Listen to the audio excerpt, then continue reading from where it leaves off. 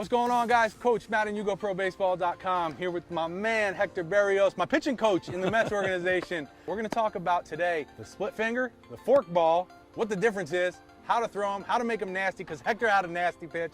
And actually, I started throwing a fork ball when he was my pitching coach, and he helped me a lot and made it a much nastier pitch. So I want to pick his brain on camera so you guys can have the same information that I got in pro ball. First, before we get into it, talk about a split finger and the difference between a split and a fork ball.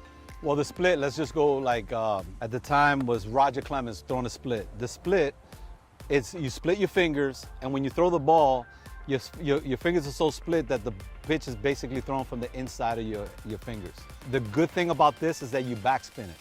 And you backspin it, so it's like a nasty two-seam sinker. But now you flip the script and you open your fingers a little wider, which is the pitch that I threw. And this was a pitch that was really, really popular in the 80s. A lot of pitchers ended up having difficulties with their arm, a lot of soreness and surgeries and things of that nature because this pitch became unhittable at the time. It became like the pitch of the era. But the key was, for me, to split my fingers. I wanted to feel like the web here was as stretched out as it possibly could. And then by that happening, I would have pressure on the tips of my fingers, and when the ball was released, it would come from inside, causing a tumbling effect. So you wouldn't have much back spin. Actually, the spin was going on a downward action, but it was more like a butterfly effect. So the wind, the breeze, whatever you want to call it, is hitting it on all sides of the ball, and that's why it dances and the bottom drops out of it. It became unhittable. I can share a little story about why I started throwing it. Please do. I couldn't throw a changeup to save my life at that point in time when I was in the lower minor leagues. And I had a friend, a partner by the name of Ron Ridenauer. He played in the Brewer organization, got to the big leagues after that. But he threw a split and I caught it, and it was like, whoa, that ball almost hit me in the chest if I didn't catch it. He taught me how to throw it, which is split the fingers and do that. I did exactly the same thing. He did exactly what I did when I caught the ball. And I said to myself, the first time I get a head on a right-handed hitter, if I pitch tonight, I'm throwing this pitch. And sure enough, I did. The batter buckled.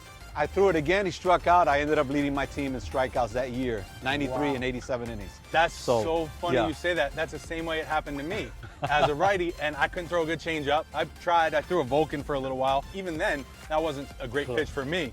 It was hard to control. But when I moved to the fork ball and started playing with it, I was like, oh, this is nasty. Yeah. And I said, as a righty, the first lefty I get, 0-2 for a strikeout. And I was like, oh, this is amazing. One of the biggest things that you taught me about the fork ball was I would get on the side of it sometimes, and it would almost have like a loose slider or slurve. And it had a little bit of knuckle, but it was going glove side, down and glove side.